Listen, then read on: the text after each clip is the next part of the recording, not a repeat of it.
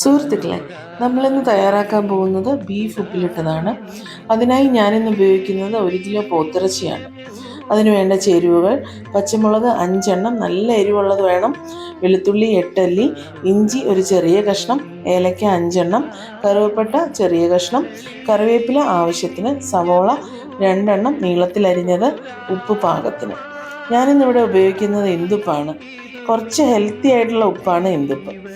അപ്പോൾ നമുക്ക് ചെറിയ കഷ്ണങ്ങളാക്കി അരിഞ്ഞ് കഴുകി വൃത്തിയാക്കിയ ബീഫിലേക്ക് മേൽപ്പറഞ്ഞ എല്ലാ ചേരുവകളും ഒപ്പം 1 സ്പൂൺ വെളിച്ചെണ്ണയും ചേർത്ത് നന്നായി ഇളക്കി യോജിപ്പിക്കാം.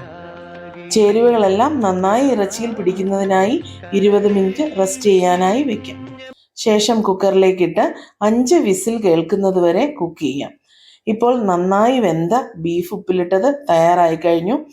ഓവർ സ്പൈസി ആയിട്ടുള്ള നോൺ വെജ് ഇഷ്ടപ്പെടാത്തവർക്ക് ഇത് തീർച്ചയായും ഇഷ്ടപ്പെടും. ഈ വിഭവം നെയ്ച്ചോറുമായി കഴിക്കാൻ എന്ത് രസമാണെന്നോ. എല്ലാവരും ട്രൈ ചെയ്യണേ. ഈ വീഡിയോ ഇഷ്ടമായാൽ ഫോളോ ചെയ്യാനും കമൻറ്റ് ചെയ്യാനും മറക്കല്ലേ. അടുത്ത വീഡിയോയിൽ ഉടനെ കാണാം.